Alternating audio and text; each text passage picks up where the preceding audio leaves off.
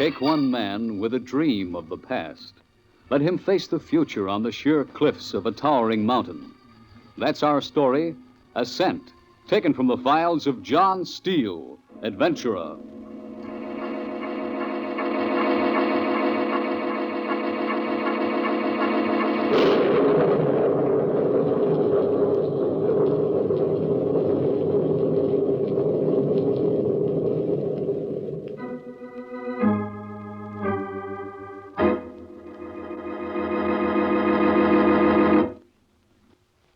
Hello, friends.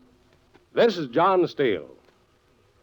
We're back this week to bring you another story of action and excitement. And this is one of my favorites. Some of my guests I've known quite well, and others only slightly. But this week's guest I know very well. Larry and I have been friends ever since he was an awkward kid. I've watched him grow into young manhood. Believe me, I'm mighty proud of him. Suppose you take over from here, Larry, before I tell the whole story. Folks, this is Larry Marshall. I guess mountain climbing fever runs in families. That's the only explanation I could find, because, believe me, nobody was more surprised than I was. You see, my dad was killed in 1938, just before the war. He and 4 friends set out to climb the Dörnelberg, one of the lesser peaks of the Swiss Alps, and, well, they just disappeared. I was a kid away in prep school at the time, so I got all of my information secondhand from my mother. It seems they sent out search parties, but they never found them. I wanted to go home, but Mother said it wasn't necessary. I remember lying in my bunk up at school late at night crying, swearing that someday I'd climb that mountain and find out what happened to my dad. Then the war came along and postponed my plans. But after the war, I took my discharge in Europe, wrote the families of all of Dad's original party, asking them to help finance the expedition. And this was the surprise. They all wanted to come along.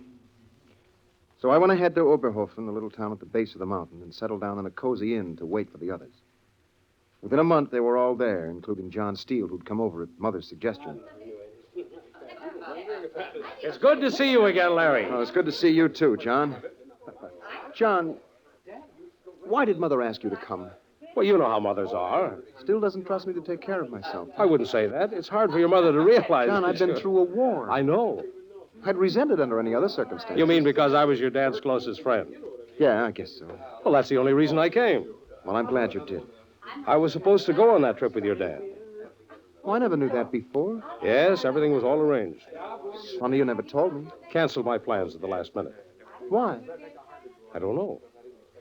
John, does it strike you as strange that all these people wanted to come along?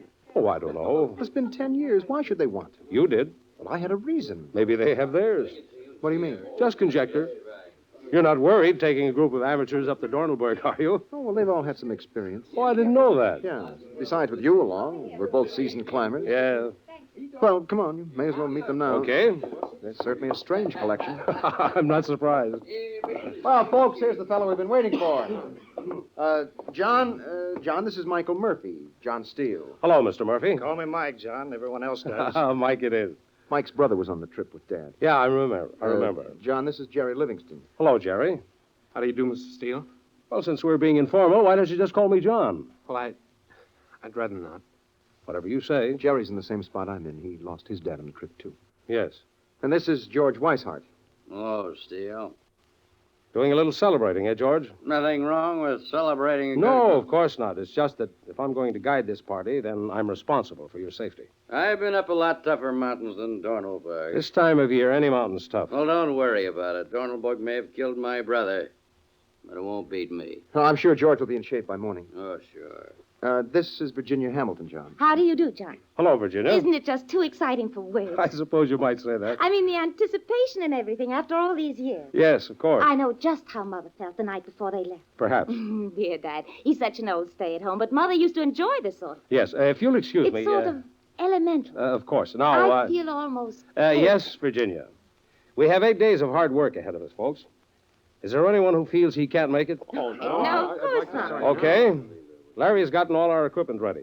Now, I've arranged for us to be awakened at 4. In the morning? Yes, Virginia. We have to be on our way by 5. But that's so early. Well, good night, folks. See you all in the morning. Yeah, good night, Good Mr. night. Steele. Time to turn in, Larry. Yeah. I think I'll get just a breath of air before I hit the sand. Good idea. Come on the terrace, John. Okay. Weather chart looks good. You never tell in October. No. Air feels clean. Uh-huh. Oh, it's a beautiful mountain. Yes, it is. Doesn't seem possible. What? After all these years, I'm here. I was hoping you'd forget about this during the war. Well, I almost did. Can't wait any longer. What do you expect to find up on that mountain, Larry? Oh, I don't know. I don't know. Are you sure you want to make this trip? Yes, John. Very sure.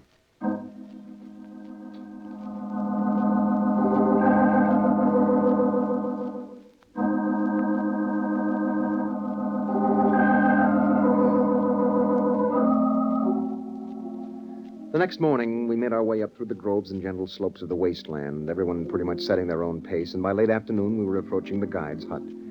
I noticed that Weishart had lagged behind a couple of 100 yards, so I dropped back to see if he was all right. Everything okay? Just taking my time. There's no hurry. Almost there now. Yeah, I know. You know? I mean, it's, after 5. I assume we're getting close. Oh. George, what was your brother like? Hmm? I said... I heard you. Well, If you don't mind. of course. I had no idea. After 10 years, you wouldn't want it. Did I say something funny? Very. Well, I guess... There was no love wasted between me and Tom. Oh. I hated him. But then why... Why what? Why do you want to go up the mountain? You know, you ask too many questions, kid. Maybe I do. You mind your business. I'll mind mine. That's okay with me. Well, it's just over this slope. Good. Yeah, there it is. The others are already there. Meaning? Nothing, George. Oh, John, where's Virginia? Down by the brook, cooling her feet. Well, I think I'll take some of the same. Just call when supper's ready. Okay.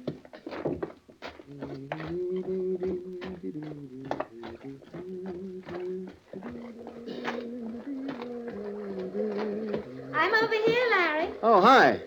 This brook's just too delicious for words. Tired? Oh, back of my legs simply thrive. Come on, take off your shoes and give it a try. Well, all right. You talked me into it. Ah. Isn't that simply wonderful? That feels good. Is that all you can say? That feels fine. It's not much better. Oh, it's been a simply thrilling day. Has it? Of course. Yeah, I guess it has been a good day. You guess? Oh, I hadn't really noticed. Oh. You see, I take this trip pretty seriously. Why on earth? It's something I've been promising myself that I'd do ever since my dad was lost. That's silly. Silly? Maybe. Why did you come along? Just for fun. Sounded like a good idea. Besides, I was bored with New York. I see. Well, there's really nothing to be so intense about. No? You don't honestly think we're going to find anything up there, do you?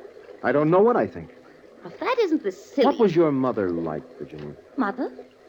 Oh, I don't know. I can barely remember her. You weren't that young. I just never knew her very well. See, she and Dad were separated when I was a youngster. Oh. I never saw her very much after that. As a child, I remember that she cried a good deal. She and Dad were always fighting over something. I see. The only thing that I know she loved was being outdoors. Of course, Dad couldn't stand that. No. Come and get it, kids! We're coming! Such a dear. Huh? Oh, really, Larry? Don't be a dolt. Come on, I'm simply starving.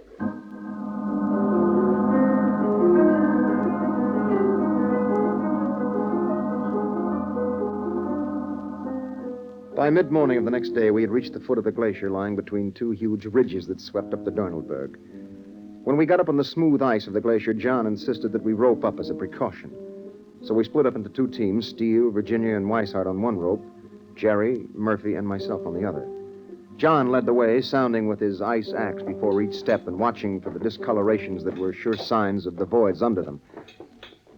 A sense of uneasiness was growing inside me. I wanted to know more about these people I was climbing this mountain with.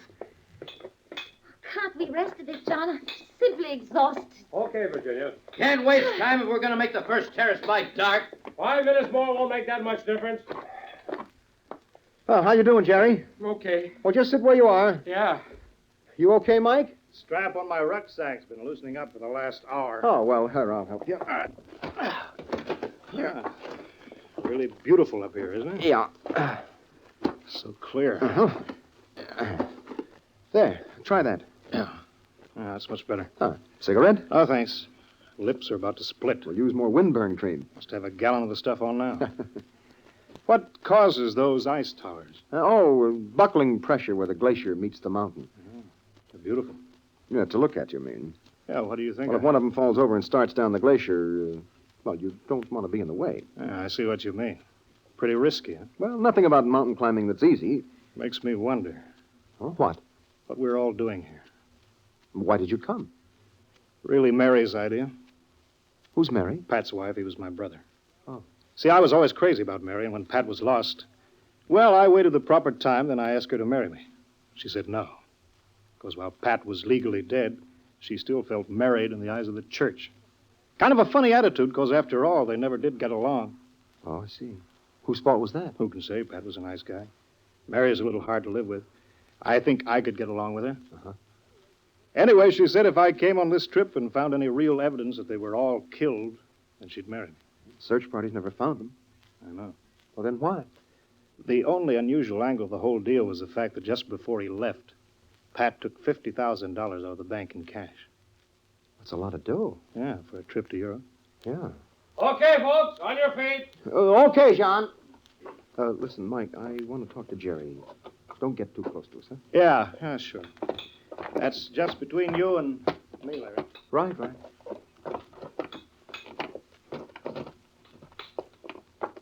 Huh. Feel rested, Jerry? Oh, much better. You've been kind of quiet all day. Well, I've been thinking. I know what you mean. They came up this glacier 10 years ago. Maybe over the same route. Maybe.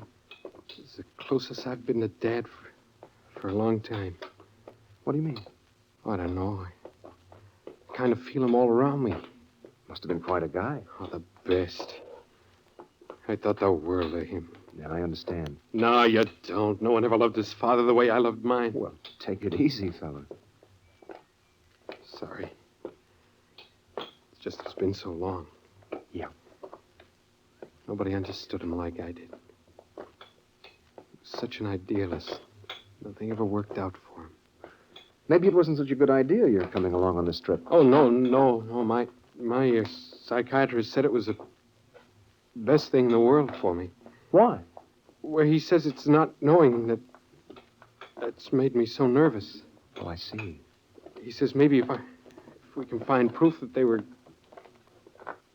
killed, maybe I can be myself again. Well, maybe he's right. Yeah. What's that? I don't know. Keep your eyes open. What is it, Steele? Ice buckling. Look at that tower shaking. It's going to fall. Watch it. Sliding down the glacier. Headed this way. Get over. All right, come on, Jerry. No. Come on. Maybe that's how Dad... I'm sorry, fella. Mike, help me drag him. Yeah, coming. Hang on to him. All right, grab his legs. Right, here we go.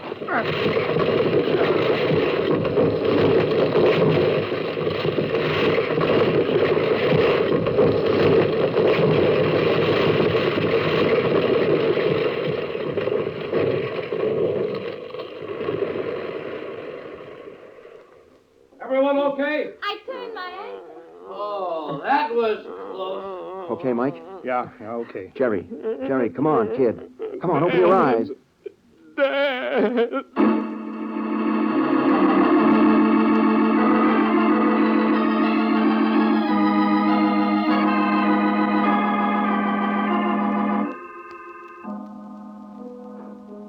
We made it over the ice fall and up to the first terrace by dark.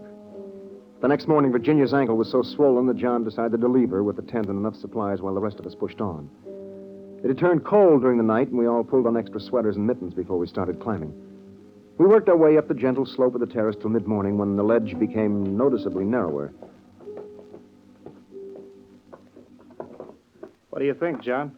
Terrace is good for another couple hundred of yards. I haven't seen anything that looked scalable. I've been watching, too. You gotta find something soon. Well, maybe we should have started around the other way. Never lose altitude if you can help it. Cardinal rule of mountain climbing, Jerry. Really cuts in here. Yeah. John, hold it. Huh? How about right here? Pretty steep. Little at first. If we can get up the first 30 feet, looks like the cliff face falls off after that. The corner isn't bad. You get a leg on each side. It might go. I'm willing. All right, what do you say, George? It's okay by me. It's the best we've seen. Well, let's go then. Right. Rope up, everyone. Okay. Right. Yeah. I'll lead. Then George, Jerry, Mike, Yeah. and Larry, you bring up the rear. Yeah. Okay. Tie those knots tight. I'll leave about 40 feet between you and George, Jerry. Yeah. Here goes.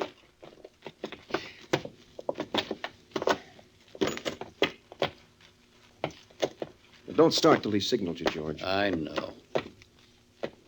John, there's a handhold about 6 inches to your right. Got it. How is it? Not too bad. He'll probably stop when he gets to that ledge. Then you go, George. I've been up a mountain before. Yeah, sorry. A little to your left, John. Right. Okay. Come ahead. Go on, George. Okay, I'm going. And that's the way it went. First George, then Jerry, then Mike, then it was my turn. And that's the way you climb a mountain. Not in big steps, but an inch at a time. You grip with your hands, with your toes, your knees, your chest, and you crawl up it like a fly up a wall. And most of the time, it's lonely. The only company you've got is the thin lifeline of the rope twisting and turning over the rocks above you.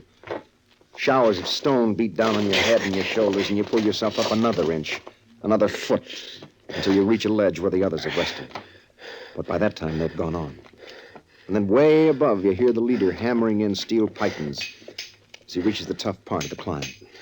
And later, you reach the python yourself, and you feel the steel spike in your hand, and new energy flows through your muscles because you know others have been there before you. We've been climbing for about 2 hours, and we're halfway up the cliff when I inched up to a ledge and found Mike resting. Okay, another foot and I can pull you over the ledge, Larry. Okay. Little to your right. Yeah. That's it. Okay, now. Thanks. Well, what's holding us up? Cliff bulges out right above us. Oh? Took John a little while to work around it, get on top. George and Jerry make it okay? Yeah. Once we get on top, we'll be all right. You ready for Mike, John? Okay, send him up. Okay, get going, fella. Yeah. What's the matter? Nothing. Feel all right? Just a little tired, I guess. You want to rest? No, I'm okay. Well, work your way straight out on the ledge about 10 feet and then start up. Right. And that's it. Another couple of feet. Okay, now up. That's it. There's a toe hold to your right, up about a foot. Don't look down, Mike. Now, there you got it. Good. Now, can you reach that python? Don't think so. Well, look, shift your weight to your left foot. Good. Now, stand on your toes and lean for it. Can't make it. Don't look down. I'm slipping. Hang on. I'm gonna fall. Grab the rope, kick away from the cliff. What happened? Mike fell. Is he hurt? I don't know. Hit his head. Mike, you hurt?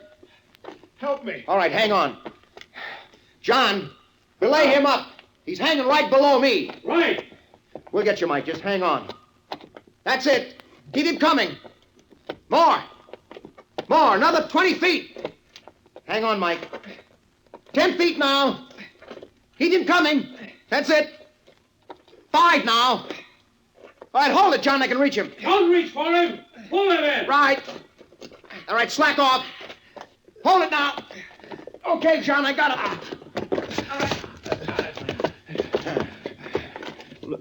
Loosen the rope.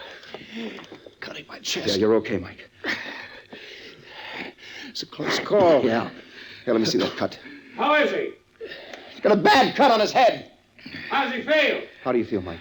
Scared. Weak. He's weak. Better send him back down. Right. I'll lower the grappling rope. You let him down 50 feet. He's over the hard part. You make it alone from there. Right. I'm sorry, Mike. Nothing but foolishness anyway. Why, what do you mean? He's dead. Everyone knows it. Oh, I see. Why should I risk my neck coming up this mountain? No reason. If you find anything, let me know. I will. Wish I knew for sure he was dead. Yeah, I guess you do.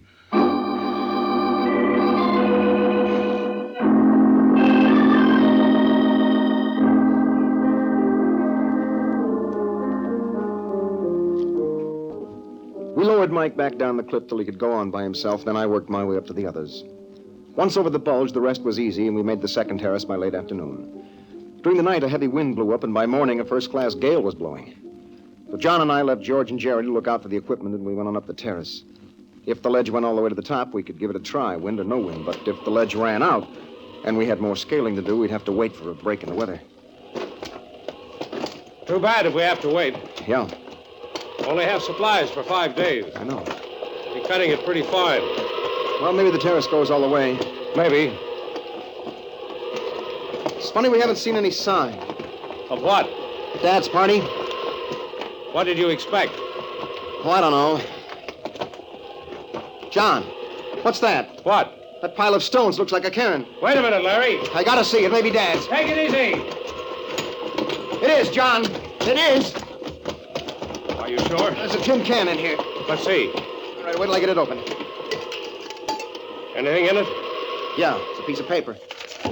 What's it say? Wait a minute. It says Lawrence Marshall, July 28th, 1938. It's got signatures of all the others. Let me see. You're right. Well, now we know they got this far. Yes, we do. You don't seem surprised. I've known all along. How? Those pythons I was hammering in coming up the cliff, they weren't my own. They were already there. I just wanted to be sure they were tight. Dad's. Yes. Why didn't you tell me? I don't know. I don't get this, John. This whole thing is mixed up. Why? All these people wanted to come with us. They all had their reasons. Well, Some of the things they've said don't fit. like what? Like Mike said his brother took $50,000 out of the bank before he left. Yes? Weishart acted like he'd been up this mountain before. I see. Weishart is the only one I really can't understand. He brushed me off when I tried to find out why he was here. I can tell you. You can? Yes. 10 years ago, George Weishart was tried for the murder of his father and acquitted. Why? Insufficient evidence. The state's star witness was his brother. And he disappeared on the Dornelberg 2 months before the trial. Oh. George has been partway up the mountain before. In 1939, he tried to climb it alone and failed. That fits. How? Every one of these people wanted to go with us for selfish reasons. Yes? And everyone on Dad's trip was unhappy through no fault of his own. Everyone except Dad. You never knew your dad very well, did you, Larry? Huh? I mean, really well. Well, I was away in school a lot. Dad traveled 6 months of the year, but I thought I knew him. Maybe I didn't. I don't think you did. You know, from the beginning, I've had the feeling you didn't want me to make this trip. I didn't. Well, why? I can't explain. You think Dad and the others... I don't think anything. I won't forget that, John. And somehow I'm going to prove you wrong.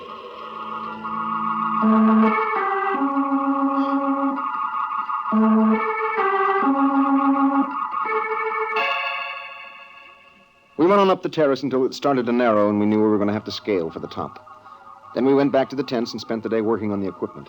The wind blew all day and late into the second night. But when John woke me at 4 the next morning, the gale had died down. Jerry had burned his hand badly on the Primus stove, and John decided that he couldn't make the try for the top with us. We started scaling the cliff right where we'd found Dad's cairn, me leading, Weishart next, and John on the end of the rope. And John had been right. Every time I reached a tough passage and needed a python, I'd find one waiting just within arm's length. By noon, we were resting on a ledge just short of the top. The bald dome of the Dornelberg stretched 200 feet above us without even a handhold in sight. Nothing but smooth, shining rock. The ledge on which we were standing circled off to our left, and we decided to skirt the dome until we found something scalable. We worked our way around for 50 feet when the ledge suddenly narrowed to 3 or 4 inches. But we could see that after a passage of 20 feet or so, it broadened out again. It was our only chance for the top, so we decided to take it. I tightened the rope around my chest, worked my way out on the lip.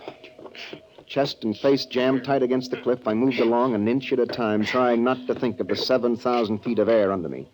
Inching and resting until at last I felt the ledge widen under my feet, and I was over. Then it was Weishart's turn. Once you get out there, keep moving. Yeah. You sure that rope's tight? Think I'm a novice? Okay. Get going. Yeah. Attaboy, George. Keep going. Lean into the cliff. That's it. Legs gets narrow there.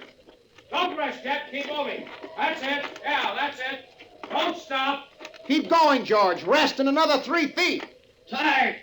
I gotta rest. Don't stop. I gotta stop. Keep going. I'm tired. You're slipping, George. Move forward. I can't hold on. Hang on. Ah! Hang on to your rope, Larry. Yeah. I can try. Take it easy. No, not too fast. John, the rope is slipping over Hang his on to the shoulders. rope, George, hang on. I can't. I'm slipping. Hang on.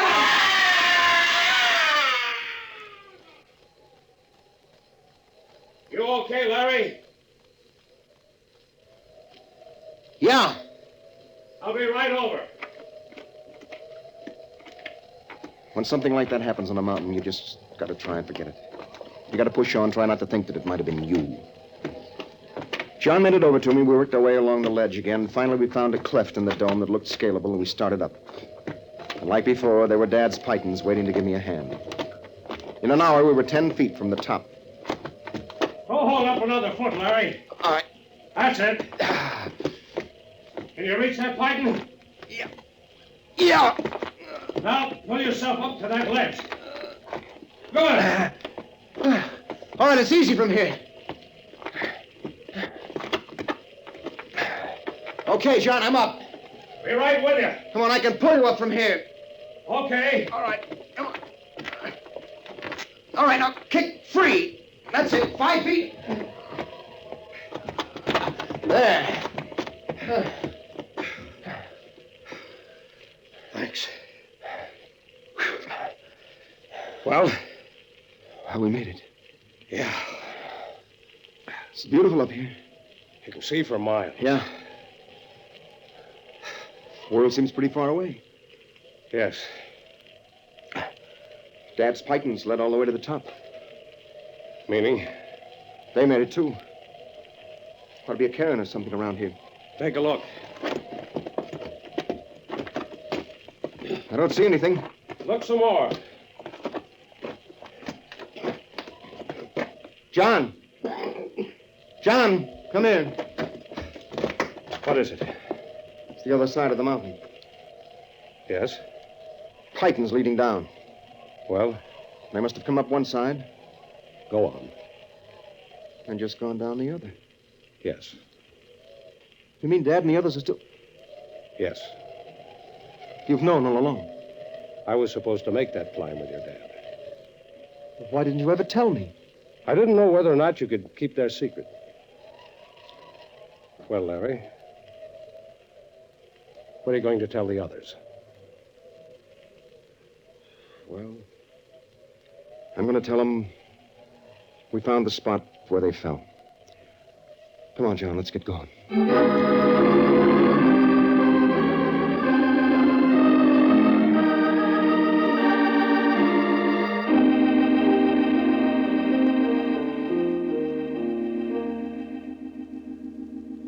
The title, Ascent, the story of a man who learned to leave the past where it belongs. And if you like Larry's story, why not come back next week, friends?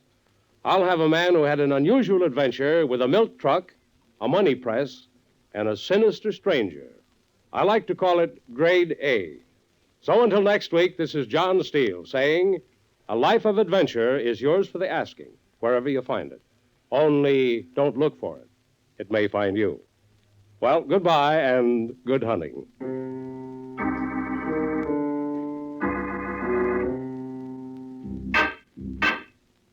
Remember, next week, Mutual presents Grade A, another story of suspense and action from the files of John Steele, adventurer.